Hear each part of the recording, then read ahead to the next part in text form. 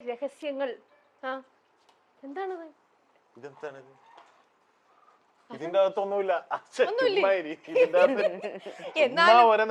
അതെ, എന്നാലും നവീന്റെ വീട്ടില് ഞങ്ങൾ വന്നത് പറഞ്ഞു കഴിഞ്ഞപ്പോൾ നവീന് തന്നെ എന്തൊക്കെയോ നവീൻ പേടിച്ചു പല്ലി പാറ്റായി എന്തോ ഉണ്ടോ. ഞാൻ ഡൗട്ട് അടിച്ചിരിക്കണം. നീ ഇങ്ങനെ കുറച്ചിങ്ങനെ പൊങ്ങിക്കണ്ടപ്പോ ഞാൻ വിചാരിച്ചു ഇതിന്റെ ഉള്ളിൽ എന്തെങ്കിലും കൊണ്ടേ വെച്ചോ. ഞാൻ അറിയാതെ അച്ഛനും അമ്മ എന്തെങ്കിലും ചെയ്തോ, എന്തെങ്കിലും ഒപ്പിച്ചോന്നൊരു ഡൗട്ട്. പക്ഷെ നവീൻ ഞാൻ കേട്ട കാര്യമാണ്, നെറ്റിപ്പട്ടം ഭയങ്കരമായിട്ട് നവീൻ ഇഷ്ടമുള്ള ഒരു സംഭവമാണ്.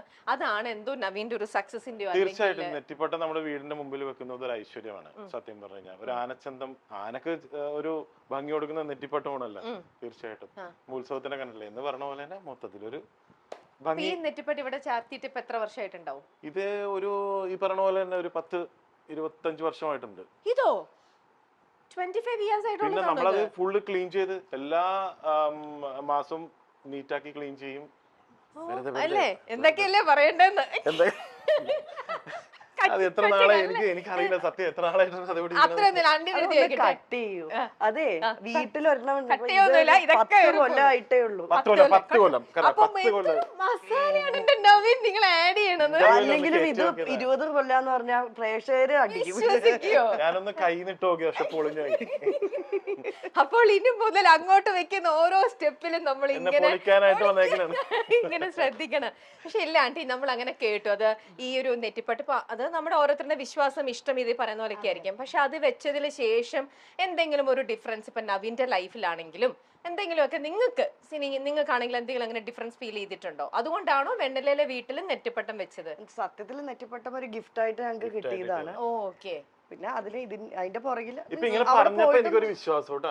രമ്യ അങ്ങനെ പറഞ്ഞു. രമ്യയുടെ വീട്ടിലുണ്ടാ? എന്റെ വീട്ടിലുണ്ട്. അല്ല, അത് വെച്ചതിന് ശേഷം 2 അവാർഡൊക്കെ കിട്ടിയല്ലോ. അപ്പൊ പിന്നെ വിശ്വസിക്കാണ്ടിരിക്കാൻ പറ്റില്ല. ഞാൻ അത് എന്തുകൊണ്ട് വരുന്നില്ല. പക്ഷെ എന്നാലും ഞാൻ നിങ്ങളുടെ അടുത്ത് മസാല ഇത്ര ഇട്ട മനുഷ്യനല്ലേ ഞാൻ ചോദിക്കട്ടെ. ബിഗ് ബോസിൽ പോയിട്ട് ആൾക്കാർ പറയുന്നുണ്ട് എന്തൊരു എക്സ്പ്രഷൻ ആണ് നവീൻ ഇടുന്നത്, എന്തൊരു ഇമോഷൻ. അത് മാത്രം ഉണ്ടായിരുന്നുള്ളൂ സത്യം. വാക്കുകൾക്ക് വാക്കുകൾക്ക് ഭയങ്കര ക്ഷാമം. അവർ ഈ ഫ്രെയിമും കൂടെ എക്സ്പ്രഷനിലൂടെ ആയിരുന്നു അത്. എന്താ പറഞ്ഞത്, ആണോ പൊതുവെ? പിന്നെ ആവശ്യമില്ലാത്ത കാര്യത്തിന് ആവശ്യമുള്ളതിനൊന്നും ചുണ്ടിയെടുക്കൂല. ഇല്ല, അതാണ് അവിടെ സംഭവിച്ചത്. അങ്ങനെ ഡെയിലി ബേസിസിൽ ചുണ്ടി ഉണ്ടാവില്ലേ? പിന്നെ അപ്പൊ ഇന്നിപ്പോ ചുണ്ടി എടുത്ത് എന്ത് കാര്യത്തിന്? ഇന്നിപ്പോ ഞാൻ ഇച്ചിരി ലേറ്റ് ആയി വരാം. അപ്പൊ അതിന് ചുണ്ടി എടുത്തു. അല്ല, എന്താ കാര്യം എന്ന് വെച്ചിട്ടുണ്ടെങ്കിൽ മിക്ക സമയങ്ങളിലും ഞാനാണ് ലേറ്റ് ആവുന്നത്. പുള്ളിക്കാരിയാണ് എപ്പോഴും അതിനെ കുറിച്ച് എപ്പോഴും എന്നാ. അല്ല, ഒരു പ്രാവശ്യം നമുക്ക് തിരിച്ചു കൊടുക്കാൻ അവസരം കിട്ടിയൊരു അവസരം വരുന്നത്. അപ്പൊ ഞാനും ആലോചിച്ചു കിട്ടിയൊരു അവസരം. എന്താ ലേറ്റ്, അവർ എത്ര നേരം വന്നേക്കണെന്ന് അറിയാം. പുള്ളിക്കാരി അവിടെ എന്റെ താമസിക്കുന്ന വീട്ടിലായിരുന്നു. അപ്പൊ കൂട്ടാണ്ട് പോകുന്നു. കൂട്ടാണ്ട് പോകുന്നു എന്ന് പറഞ്ഞു കഴിഞ്ഞാൽ അപ്പൂന് വേഗം വരണം എന്ന് പറഞ്ഞ് അപ്പൂ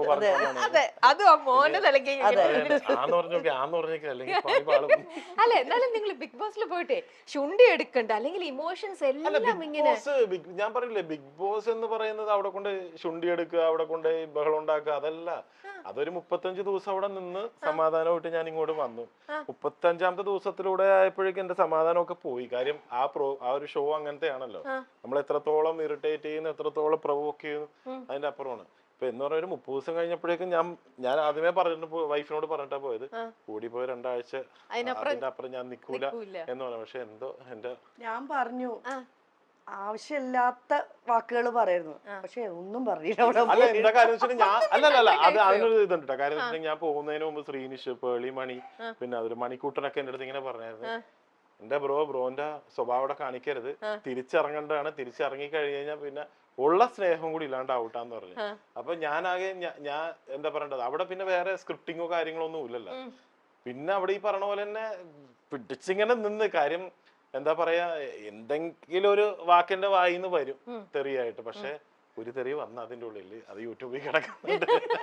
അത് ഞാൻ വളരെ പതുക്കെയാണ് പറഞ്ഞത്. പക്ഷെ എങ്ങനെയൊക്കെയോ പറഞ്ഞിട്ട് സാധനം പുറത്തോട്ട് വന്നു.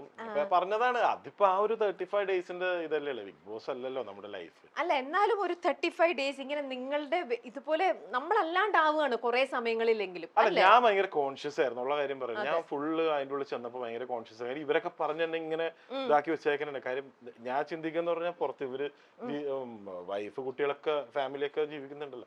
അപ്പൊ ഈ പറഞ്ഞ പോലെ അതിന് സൈബർ ബുള്ളിങ് ഒക്കെ ഭയങ്കരമാണ്, ഭീകരമാണ്. കാര്യം ഞാൻ ഇത്രയും ഇത്ര അധികമൊന്നും ചെയ്തിട്ടൊന്നുമില്ല, അത് കുറച്ച് ചെയ്തിട്ട് തന്നെ എനിക്ക് ചീത്തവിളിയായിരുന്നു. കാര്യം ഈ PR വർക്കും ഫാൻ ഫോളോവേഴ്സ് കുറെ അങ്ങനത്തെ ആ ഒരു ടൈമിലുണ്ടാവും. ഒരു 3-4-5 മാസം വരെ അതിന് കുറെ ആൾക്കാരും കുറെ പിള്ളേരൊക്കെ ഉണ്ടാവും. പക്ഷെ എന്താ പറയാ, ഓർപ്പിക്കലാവുന്നു എനിക്ക് പറയാനുള്ളത്.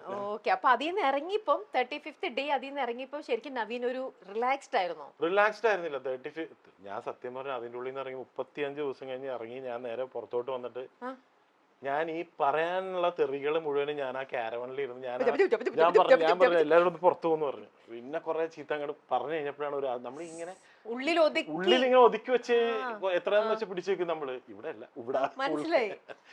അപ്പം എന്താ പറയണ്ട, അത് ഒരു മാസം കഴിയുമ്പോഴേക്കും നമ്മൾ ഓക്കെ ആവും. കാര്യം നമ്മൾ വേറൊരു ഇതിൽ നിന്നാണല്ലോ വന്നേക്കണത്. ഓക്കെ, എന്നാലും അപ്പം അതെ ഭയങ്കര ഒരു സിറ്റുവേഷനിലായിരുന്നു. പിന്നെ എനിക്കിപ്പോഴും മനസ്സിലാത്ത ഒരു കാര്യം, നമ്മളെ കൊണ്ടുപോകും. അതെ എങ്ങനെ ഇങ്ങോട്ട് പോണ ആരോഗ്യത്തിന് നല്ലത്. നിരവധി പരമ്പരകളിലൂടെയും ഗെയിം ഷോകളിലൂടെയും മിനി സ്ക്രീൻ പ്രേക്ഷകരുടെ പ്രിയ താരമായി മാറിയ ആളാണ് നവീൻ അറക്കൽ. അമ്മ, പ്രണയം, സീത, ബാലാമണി എന്നീ സീരിയലിലൂടെയൊക്കെയായിരുന്നു നവീന്റെ തുടക്കം.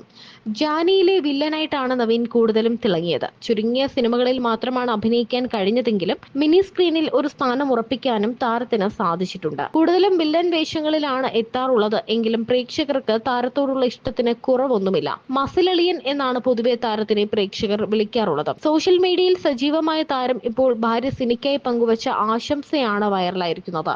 നീണ്ട 14 വർഷത്തെ ദാമ്പത്യ ജീവിതത്തിനാണ് താരം ഭാര്യയ്ക്ക് നന്ദി പറയുന്നത്. ദുഃഖങ്ങൾക്കും സന്തോഷങ്ങൾക്കും ഒപ്പം നിന്നതിന് നന്ദി. എനിക്കറിയാം നീ എപ്പോഴും എന്റെ ഒപ്പം നിന്നിട്ടേ ഉള്ളൂ എന്ന്. ഇതിനിടെ താരത്തിന്റെ വീട്ടിലെ വിശേഷങ്ങളും വൈറലായി മാറുന്നുണ്ട്. ബിസിനസ് കുടുംബത്തിൽ നിന്നുമാണ് അഭിനയത്തോടുള്ള അഭിനിവേശം മൂലം നവീൻ ഈ മേഖലയിലേക്ക് എത്തുന്നത്. അഭിനയത്തിലും ജീവിതത്തിലും ഭാര്യയുടെ സപ്പോർട്ട് ഒരുപാട് ഉണ്ടായിട്ടുണ്ടെന്ന് താരം മുൻപും പറഞ്ഞിട്ടുണ്ട്. എറണാകുളം ഗ്രിഗോറിയൽ സ്കൂളിലെ ടീച്ചറാണ് നവീന്റെ ഭാര്യ സിനി. ഒരു മകളും ഒരു മകനുമാണ് താരത്തിനുള്ളത്.